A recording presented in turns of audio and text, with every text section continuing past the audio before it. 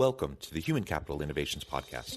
We're your source for personal, professional, and organizational growth and development, where we share original research, explore industry trends, and interview executives and thought leaders from across the globe. We hope you join us often for practitioner-oriented content around all things related to leadership, HR, talent management, organizational development, and change management. Maximize your personal and organizational potential with Human Capital Innovations Podcast. Do you enjoy the Human Capital Innovations Podcast? Please subscribe, leave a review, comment, share, and consider supporting the podcast on Patreon, even at the producer and sponsorship levels.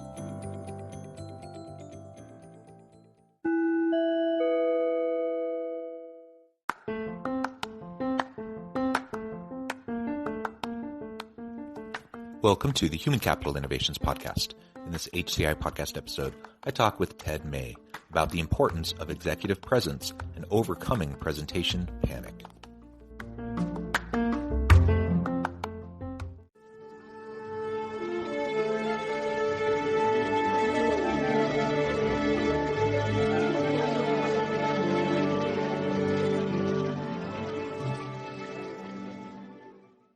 Ted May, welcome to the Human Capital Innovations Podcast. Thanks, John. It's a pleasure to be here. Thanks for the invite. Yeah, it's a pleasure to be with you. We've been preparing for this episode for a long time, and it's great to finally meet you and have the chance to chat with you in the pre-interview. Today, we're going to be talking about executive presence and overcoming presentation panic. And I have to admit, these are both things I need to work on. And so I'm super excited, selfishly, I'm excited to have this conversation, but hopefully it'll be super helpful to listeners as well. Ted is joining us from the Virginia area. I'm south of Salt Lake City in Utah. And as we get started, I wanted to share Ted's bio with everybody. Ted May specializes in executive presence and presentation development. He's an affiliate faculty member in 3 master's degree programs at George Mason University's Graduate Business School, leads workshops on stage presence for executives at the Studio Acting Conservatory, and has corporate and individual clients as a consultant. He is the author of Presentation Panic: How to Deliver a Successful Business Presentation. Wonderful background. Anything else that you would like to add to your context or personal story before we dive on into the topic for today? Sure. That's all correct. Thanks, John. What I'd like to begin with is a brief anecdote or story that helps to describe how I came to be here today talking to you. I had about a 30-year career as an executive in the media, entertainment, and technology space, senior executive, mostly in product development, product strategy, business development, corporate strategy. And the tech company that I was working for had engaged a local business school, whose name shall remain anonymous, to come in, as they so often do. You invite a class on business strategy to come into your company, do a review, and then present the results as a class project. And so they had engaged a company to do this. They came in, did their work, and then they needed an executive to come in and sit in and view the results that the team had come to the company to present. And so I had an hour to spare, at lunch, and they called me up and said, "Would you come in and do this?" I said, "Sure." So I went in. I've had plenty of interns, MBA interns before working for me, so it was all very familiar. But that day, for whatever reason, when I sat and watched the presentation, I was somewhere between shocked and appalled by what I was witnessing. Because these were, obviously capable, well-intentioned, earnest students who had done, pretty much what you would expect, in terms of the analysis. It was all correct, but standing up and making about every mistake you can imagine in their presentation to undermine all the good work that they had done.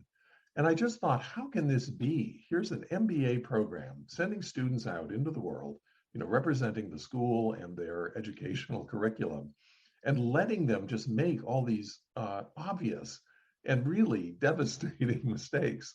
And at the time I thought, you know what, I should just invite them to, I said, look, if you can hang around for half an hour after this presentation, just give me half an hour. I could help you so much to correct just a lot of basic things you're doing wrong.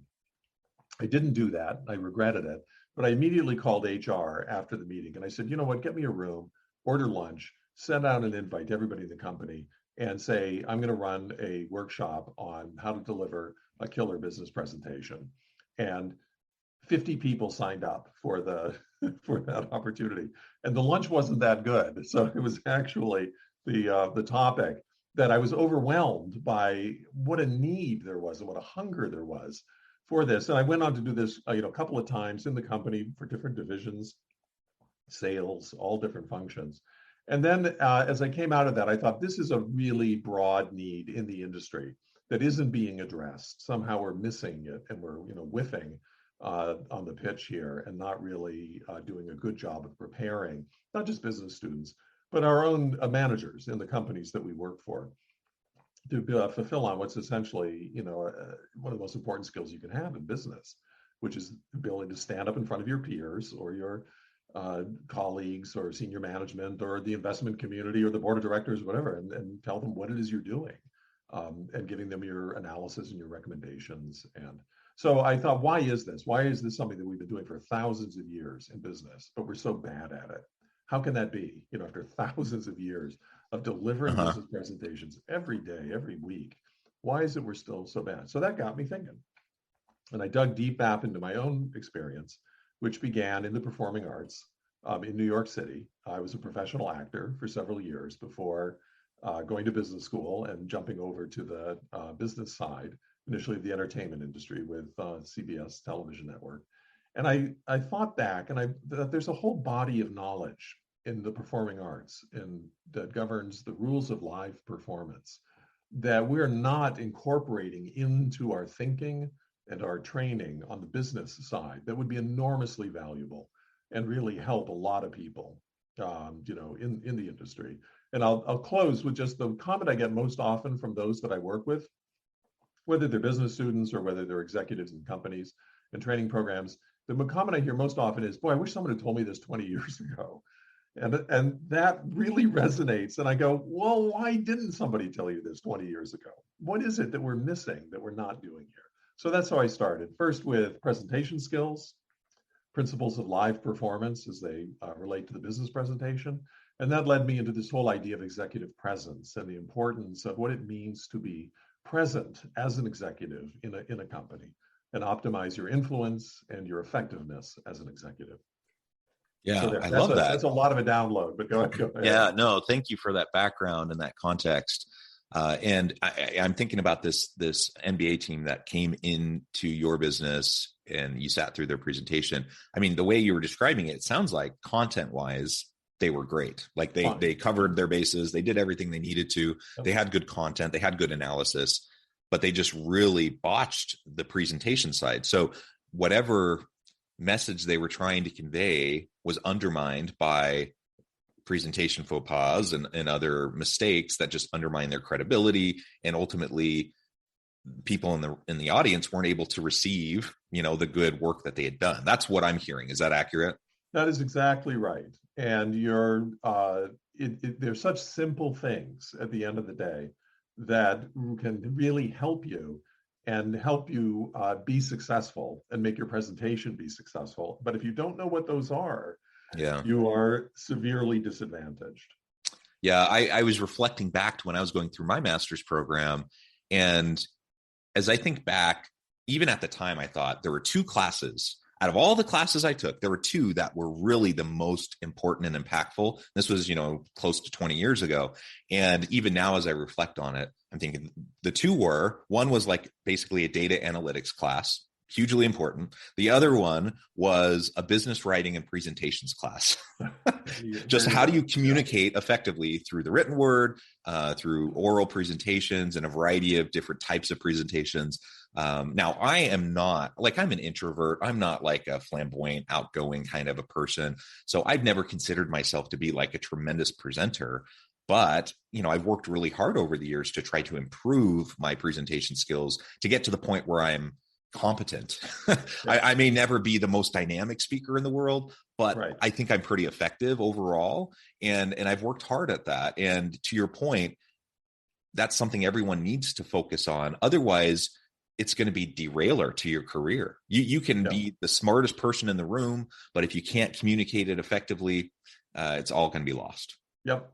And there are a couple of big ideas in what you just said. One, I think, begins with the business school curriculum has tended to focus, not exclusively, but heavily weighted towards decision-making skills, teaching us how to make good decisions using data analytics, data-based, information-based, logic-based decision-making. But decisions don't implement themselves. The second half is implementation, right? We need decision-making skills and we need implementation. As soon as you cross over, which comes through influence, right? Yes, yeah. Our engagement, with others in the workplace, because business is still, a human enterprise and it's a team sport, and we have to learn how to engage audiences. What I say, reach an audience, transform their thinking, change the way they think about something, and third, move them to action to get the desired response. Not just the reaction, but the desired response, that we want from an audience. And how you do that is something that in business schools we've tended not to focus on. Maybe there's an A class, but it's certainly not 50% of the curriculum. The second thing that's interesting, I think, is that we tend to think of it as an individual problem. Like, ooh, that person's not very good at presentations. They should go and get help. Something that they should do on their own. We don't recognize it as an organizational problem. Because what I like to say is the people who suffer the most in a bad presentation are not the presenter, who's fumbling around and scrambling around. It's the audience. People, the 20, 30 people in an audience who are giving up an hour of their lives to sit and listen to a bad presentation. And that can cost a company real money. It's the Groundhog Day effect of having the same meeting over and over again. You're sitting there going, wait a minute, we've already done this. We've already talked about this and decided it. But the meeting was so badly run and the presentation was so poor that it, did not yield the results that we wanted. So we go back and do it again and again. And that can cost, the calculations I've done conservatively and modestly, like a 500 person company or division, that can really, if you add up executive time, the cost of executive time for that can cost $1 million a year easily off the bottom line. That's, right off the bottom line of just wasted time, if time is money. And so that is something that the companies should be thinking more about addressing as an organization, not just leaving it up to the individual. Yeah. And you mentioned a few minutes ago, when professionals will say, I wish someone would have told me this 20 years ago. Well, there's a couple things. One, they may have heard it 20 years ago, but they weren't fully engaged and listening and paying attention. Or, and maybe connected with that, is they may have been taught it 20 years ago, but the presentation was so bad, it didn't sink in. Yes, right. That could very well be. Anyways, I think this really feeds in. We've all sat through horrible presentations, horrible trainings, and terrible meetings, right? And when we talk about presentations, I think sometimes people think that's a formal, like TED Talk kind of a presentation, or it's a formal, you have a PowerPoint, you're up in front and you're doing a pitch.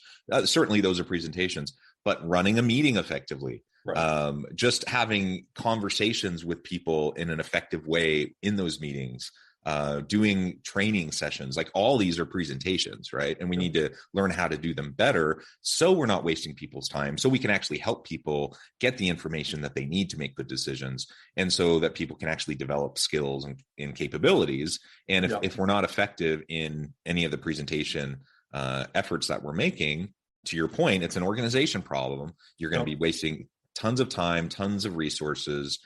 People aren't going to be as effective. They're not going to be as productive, on and on and on.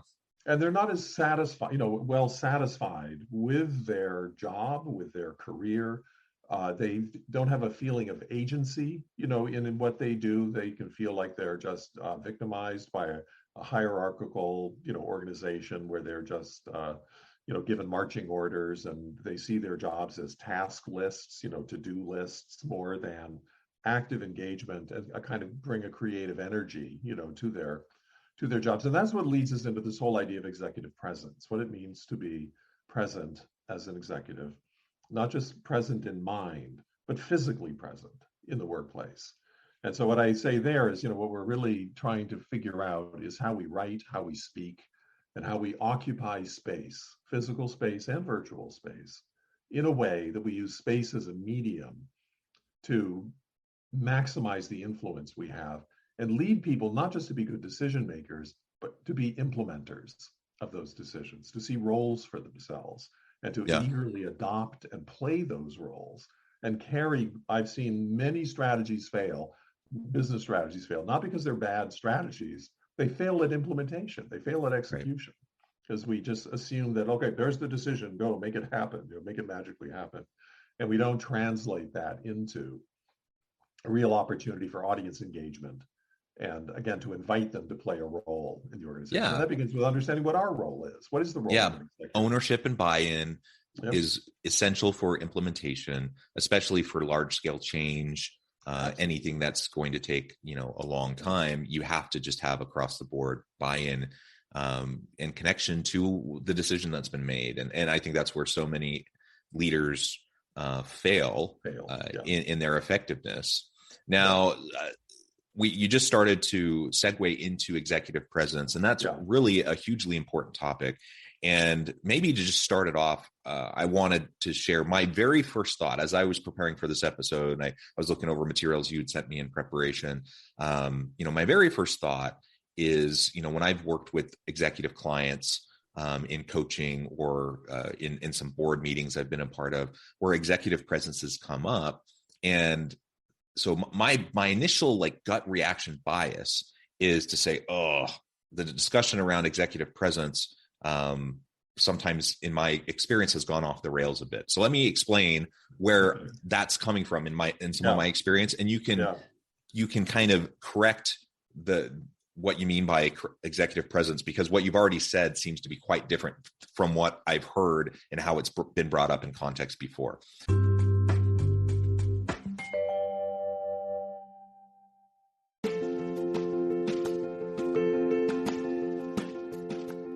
Check out my new book, The Future Leader, Creating and Transforming Next-Gen Organizations. Stemming from 2 decades of professional experience and over 600 in-depth interviews with executives, thought leaders, and scholars from across the globe, The Future Leader will help you explore the ordinary, everyday actions that will help you to prepare to lead in the future of work, to respond to an uncertain future, and to produce extraordinary results for individuals, teams, and organizations.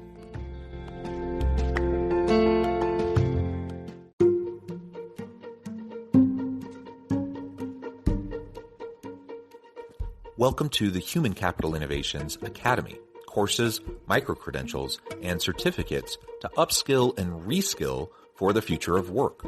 All HCI Academy courses, micro-credentials, and certificates are designed, developed, and delivered by award-winning and internationally renowned scholars, educators, thought leaders, executives, and practitioners. Our courses, micro-credentials, and certificates will help you make your mark on the future of work and make an immediate impact in your organizations. Check out the HCI Academy and our many course offerings and certificates to upskill and reskill for the future of work.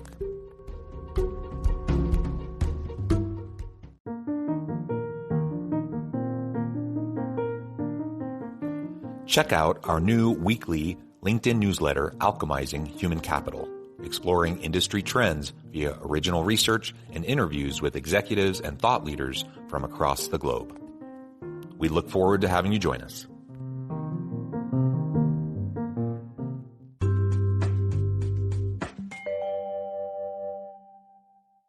First of all, you said executive presence is how we are in space and how we use that space as a leader.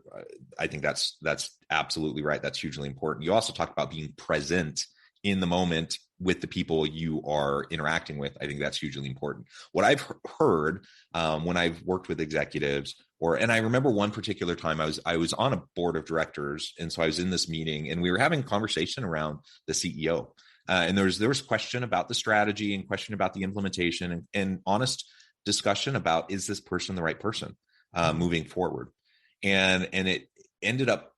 The conversation ended up moving into executive presence. And frankly, I was a little bit uncomfortable with the way it was going because this particular CEO, strengths, weaknesses, there were good things, bad things. In my mind, there were plenty of things we could talk about that were more important and impactful on their ability to be successful than kind of this narrow view of executive presence as it was being expressed. And right. in the minds of many people on the board, they were saying this person isn't outgoing enough. This person doesn't exude enough confidence. This person isn't charismatic enough. This person, on and on, those types of things. And I'm thinking, well, there's all sorts of different leadership styles and approaches. And, the great man theory of leadership, where you have to be like this tall, powerful looking man, that's been long debunked, right? That's silly. And so those sorts of things in some people's minds, when they think of executive presence, that's what they think of. And in my mind, that holds no water. So correct my understanding, or perhaps the conversation that was happening in this boardroom on this particular day, and how that differs from perhaps your conception of executive presence and why it's important. Sure. The admonition I always begin with is there's no right way or correct way to write, speak, and occupy space, and move in space. There's only the optimal way for you to do it, to maximize your influence, using the tools and skills and talents that you have, that you're often strangling and, or suppressing and not using. So part of it is making someone aware and opening up for them an understanding, and most importantly, an experience of what they could be doing that they're not doing, that they're either taking for granted, or they don't think it's that important, or they have never been invited to do that. They don't know how far they can push the envelope, or where, and things that seem really risky and scary to them, it's because they've never done it before. It's like riding a bike the first time, right? But once you know how to ride a bike, it's liberating, and you can go and, way, way far beyond. So the kinds of things that you describe too are very superficial, sort of the outward shows, and not really addressing what's coming from inside the individual, what their orientation is, what their motivation is, what their objectives are. And those are things that help define us in physical space, that if we're not connected with those or using those, effectively, we're at sea in real space. It's like, what are we doing? And what you find out is most people don't know what they're doing. They don't have a notion of what it is I'm supposed to be doing at this moment, except in a very superficial way. If you look at a lot of the academic research that's been done on charisma, in particular, which is one of my favorite topics, it's all very much like, well, charismatic people move their hands when they speak. They have, musicality in their voice, changes pitch and up and down, and they speak with emphasis on certain words. And if you do all those things, you start looking like a Walt Disney World, automaton. They really have nothing to do with charisma. Just because my voice is going up and down and I'm using gestures and I'm smiling, and doesn't mean I'm charismatic at all.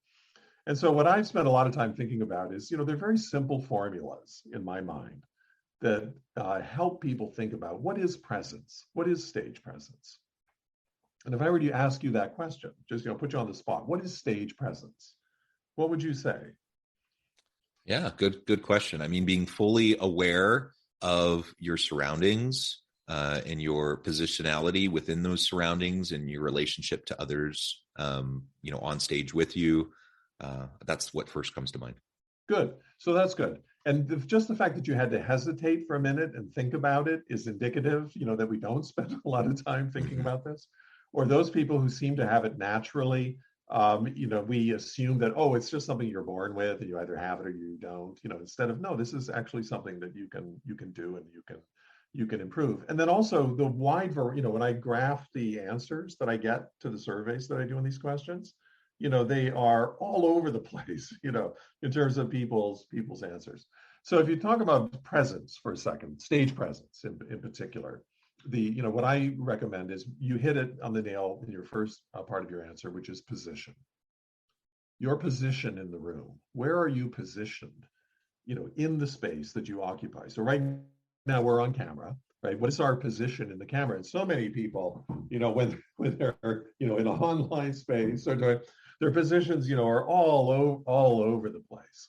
And so what does front and center mean? In whatever downstage, front and center, what does that mean? The second is orientation. Where is your orientation? So I'm well positioned, but if my orientation is, down here or over here, or I'm just looking, over here, your orientation always has to be to the audience. Whoever your audience is, wherever your audience is, the orientation, your eyes, where you're looking, your voice is really targeted in, one particular direction. And the third is charisma, is bring a little charisma. So if I would then ask you the same question, what's charisma? What is charisma? Yeah, and that's also a good question. I mean, for me, it's a matter of being authentic and having a measure. How do you be authentic? How do you be authentic? Well, so when you were describing the automaton thing a minute ago, I was actually thinking, I was actually going back in time to this presentations class I did in my master's program 2 decades ago. And I remember one presentation because it was just so robotic, that the person who, bless his soul, was trying really, really hard to implement all the things that we were being taught. But it was super robotic to the point where he literally had timed out when he was moving his hands and when he took steps and turned to different parts of the audience, and it was so fake, right? That it was just off-putting and everyone was uncomfortable. And so when I say authentic, I guess the first thing I think of is, if I'm the type of person that's super flamboyant and always talking like this with my hands, then okay, then talk with your hands like that. But if that's not how I normally am, I don't need to try to be that flamboyant, right? I can do measured movements and I can do things that will add emphasis and attention to what I'm trying to get across, but without having to, play some fake role that likely it won't be able to sustain. So that's kind of what comes to mind for me. So all of that is good and good thinking and good experience. If you look out at all the literature, and all the online articles that are published and everything, what I call the top 10 tips, all these things, they're always filled with things like be empathetic, be authentic, engage your audience. And so where I pick all that up is, okay, how do you do that? What does that mean? How do you translate that into actual skills that people can do to help to put them in touch with those kinds of experiences that you're trying to do? And to your point, it's not always just a scripted, now do this, make this gesture, smile here, do that. It's a much deeper and more, profound motivation of who am I? What do I want, for this audience or for this organization, or, and then why is that a good thing? Knowing why what I want is a good thing, not just for me personally, for my career, but why it's a good thing for everybody in the audience. And so if you begin much deeper, with an understanding of who I am, who am I, why am I here, what brings me here, why should you listen to me, why should you spend any of your time, valuable time listening to me, what is it that I want to do, that I would like to see happen, and why that's a good thing. That kind of a core beginning is very different from well, here's my to-do list, and here's my, here's what the takeaway is from the end of the meeting, and here's what, and a very, sort of functional into much more of an experience that is ultimately much more productive and engaging for everybody involved in the process. Or in the experience is the way I really, really say it. Presentation anxiety is a big part of presence, right? Sure. And most people have some level of anxiety around presenting. About 70% of people. Yeah. And those who don't should.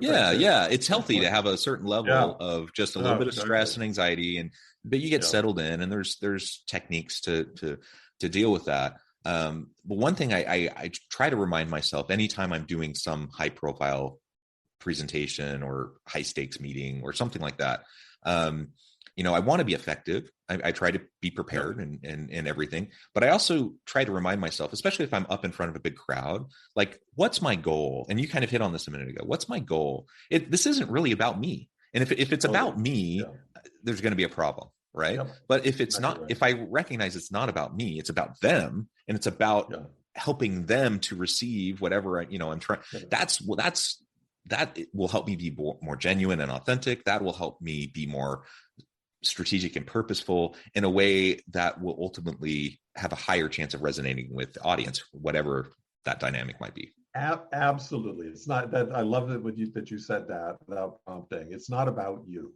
at the end of the day, right? It's not about you. It's about your message. It's about the important information that you have for your audience, information that they need in order to do their jobs and do their jobs better. And you have one job as the messenger, is to deliver that message to it, and not be constantly thinking about measuring yourself against some artificial and superficial, measure of success. The measures for success in a presentation in particular are very much like advertising. Are you making a strong impression? Number one, are you just so small and so, understated in your presentation? Are you making an impression? Reach? Are you reaching everybody in the audience? Everybody in the audience? And frequency, right? We need to hear things more than once in order to, if you want retention, if you want the audience to remember what you said, you have to make the point more than once. So strong impression, reach, and frequency. And if you can come off the stage and go, okay, I did that, right? I made loud and clear as I could possible. I reached everybody in the audience and I delivered the key points more than once or twice. You've done as much as you can do, right? You did your job. And then you do it again if you need to, but otherwise. But let me before we run out of time, let me just get back to the idea of presence, for example, and think about it this way. Executives think that they have an open door policy, right? I'm available. My door is always open. That's their idea of being available and present in the workplace. But their idea of an open door policy is one way. People come into my office, and I will talk to them, and that's it. Executive presence begins with flipping that around. It's the minute you walk out of your office, out your door, into the workplace, and are seen, are heard, listening to other people, engaging with other people, sharing space and experiences with other people. That's where executive presence begins. Outside the office, not inside the office, and just say, well, my door is always open to the person who's brave enough to walk, to walk in to my office and maybe grab a couple of seconds with me. So where I pick it up is when you walk out the door of your office onto the floor, whether it's a shop floor, wherever you're going, what is it that you're doing? What is it that that you need to do in order to be seen, to be heard, to be recognized, to be acknowledged, to be valued as a leader, as an executive in physical space? Because we think about, being present in the moment. I want people to be physically present. Okay, the last thing I want to touch on is authenticity that you brought up. Because what I would like to help executives find is their role as a professional and what it means to be authentically professional, and to have that be a part of the authentic you. In modern culture, we make a false equivalency between authenticity and the casual. And this idea that the more casual and relaxed we are, the more authentic we are. And my, pitch is, but that's not our role as executives, as, bias for action, getting things done. And there is a sense of what it is you do as a professional and that you're called to do as a professional in any workplace that can be every bit as authentic and every bit as authentically you, if you're doing it the way you do it and, do it the best way that you can. That has nothing to do with being relaxed and casual and, laid back and all of those things that we think somehow we're being more casual. The more sort of vague and relaxed and, imprecise than we are. So what I'm trying to do is help executives, especially early career and mid-career executives who are trying to move up, and get closer to the C-suite, help them sharpen, what it is they do and realize that they have skills available to them, and things that they can do and have the experience of what it means to be that way. And that's what they go like, oh my God, that feels so good. Why can't I do that more? So that's what we're all about. Wonderful, Ted. This has just been a fascinating conversation. Thank you so much for your time and for all of your wisdom and insights. I note the time, and I'm going to have to let you go here in just a minute. But before we close, I wanted to give you a chance to share with listeners how they can get connected with you and find out more about your work. Yeah, so like everyone else, I do have a book called Presentation Panic: How to Deliver a Successful Business Presentation. It's not public speaking. It's not, wedding toasts, and it's like business, relentlessly focused on business. It's on Amazon. Check it out. Find me on LinkedIn. I'd be happy to have you come up to speed on some of the workshops that I run on stage presence for executives. And I've served corporate clients, so find me on LinkedIn and reached out. And I publish articles through Forbes, Coaches Council on executive presence, and I've published a lot of articles on CIO.com as well, Chief Information Officer magazine, because I love the tech space and I love working with technologists. Perfect. Thank you, Ted. It has been a real pleasure. You. I encourage listeners to reach out, get connected, find out more about what Ted can do for you. Check out the book. And as always, I hope everyone can stay healthy and safe, that you can find meaning and purpose at work each and every day. And I hope you all have a great week.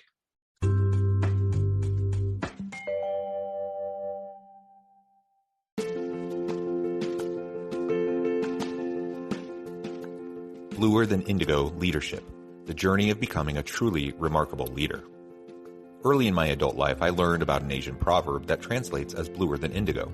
If you think about the color indigo, it is a brilliant, deep, and vibrant blue, what some would call the bluest of blues. To have something that is bluer than indigo is rare and truly remarkable. Contrary to popular myth, there is no one-size-fits-all or cookie-cutter approach to effective leadership. There is no silver bullet, no secret sauce, no go-to model that will solve all of your problems. The truth is, great leaders have all had their unique strengths and flaws, and have all had to discover and then pave their own distinctive path in their life's journey to fulfill their leadership potential. Bluer Than Indigo Leadership will help you discover your own path and explore those ordinary, everyday actions that will help you respond to an uncertain future and produce extraordinary results for individuals, teams, and organizations.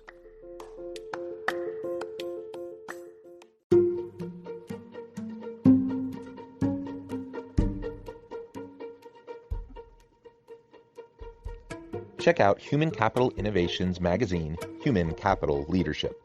Human Capital Leadership is a free, interactive e-magazine with the mission to help individuals, leaders, and organizations find innovative approaches to maximize their human capital potential.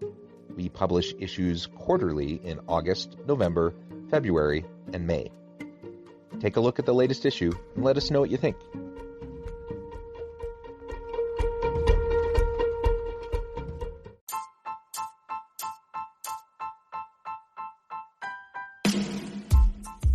The alchemy of truly remarkable leadership. Ordinary, everyday actions that produce extraordinary results. Consider how the nature of work has shifted over the past 50 years. With increased globalization, rapid technological advancement, and the shift in economic composition, the average job of today looks very different than the average job of 50 years ago. What will the jobs and organizations of tomorrow look like? Moreover, what does this all mean for organizational leaders? What are the core competencies and capabilities of organizations and their leadership that are prepared for continued disruption and geopolitical and socioeconomic shifts? Regardless of what the future holds, increasingly, leaders need to be socially minded, data-driven, decisive, champions of talent, and disruptors of the traditional notions of leadership, teams, organizations, and work. The alchemy of truly remarkable leadership will help you to explore your own leadership competencies and capabilities and consider ways to apply and implement them into your workplace and personal life.